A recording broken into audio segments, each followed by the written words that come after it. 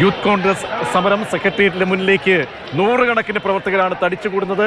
Police ആദ്യം സംയമനം പാലിച്ചു. പ്രവർത്തകർ രോഷാകുലരായി മുദ്രാവാക്യം വിളിക്കുന്നു.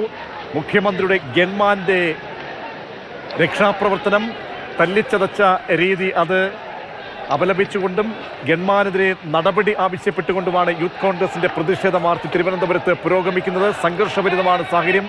അമൽ തേനംപറമ്പിൽ തുടരുന്നുണ്ട്. അമൽ, എത്രത്തോളം പ്രവർത്തകർ ഇപ്പോൾ അവിടെയുണ്ട്? പോലീസ് എത്രത്തോളം ഉണ്ട്? എങ്ങനെയാണ് ഇപ്പോൾ നിലവിലെ സ്ഥിതി? പോലീസ് കൂടുതൽ സംഘർഷ സാഹചര്യം ഒഴിവാക്കാനുള്ള ശ്രമമാണോ, അതോ ലാത്തിചാർജ് ഉൾപ്പെടെയുള്ള നടപടികളിലേക്ക് കടക്കാനുള്ള ഒരുക്കത്തിലാണോ? എന്താണ് പുതിയ വിവരങ്ങൾ?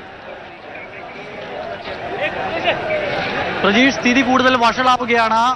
ഒരു ക്രമസമാധാന പ്രശ്നത്തിലേക്ക് കാര്യങ്ങൾ പോകുന്നു എന്നുള്ളതാണ് മനസ്സിലാക്കുന്നത്. പ്രത്യേകിച്ചും ഈ ബാരിക്കേഡ് വെച്ച നോർത്ത് ഗേറ്റിന് മുന്നിൽ, സമരഗേറ്റിന് മുന്നിൽ നിന്ന് പ്രതിഷേധിച്ച പ്രവർത്തകർ അവിടെ നിന്ന് പോലീസുകാരെയും മറികടന്ന് ഇപ്പോൾ മുഖ്യമന്ത്രിയുടെ ഓഫീസിലേക്ക് കയറുന്ന ആ ഗേറ്റിന് സമീപത്തേക്ക് നീങ്ങുന്നു. കുറേയധികം പ്രവർത്തകർ അവിടെ പോലീസ് തടയാനുള്ള ശ്രമം നടത്തുകയാണ്.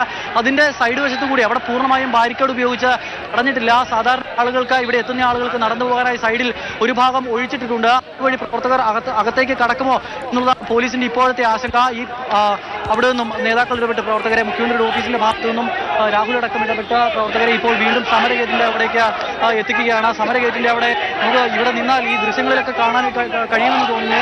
ഈ പോലീസുകാർ കൂടി ഒഴിഞ്ഞു പോയ ഒരു കലാപഭൂമി പോലെയാണ് ഇവിടെ കിടക്കുന്നത്. കല്ലുകളും ചെരുപ്പുകളും കമ്പുകളും എല്ലാമായി വലിയ തോതിലുള്ള ഒരു സംഘർഷം നടന്ന പ്രദേശമായി ഇപ്പോഴും നിലനിൽക്കുന്നു. നേതാക്കന്മാർ ഈ പ്രവർത്തകരെ, ആ മുഖ്യമന്ത്രിയുടെ ഓഫീസിന് സമീപത്തേക്ക് പോയ പ്രവർത്തകരെയുമായി മടക്കി വീണ്ടും സമരഗേറ്റിനൊക്കെ അടുത്തേക്ക് എത്തുകയാണ്. സമരഗേറ്റിന്റെ അവിടെ ഇപ്പോഴും പോലീസുമായി ഉന്തും തള്ളും സംഘർഷവും ഏത് നിമിഷവും നേരത്തെ കണ്ട ഒരു അവസ്ഥ ആവർത്തിക്കാം. പോലീസിന്റെ ജലപീരങ്കി പ്രയോഗം നടന്നിട്ട് കുറേ അധികം സമയമായിരിക്കുന്നു. 4 റൗണ്ടാണ് ജലപീരങ്കി പ്രയോഗിച്ചത്.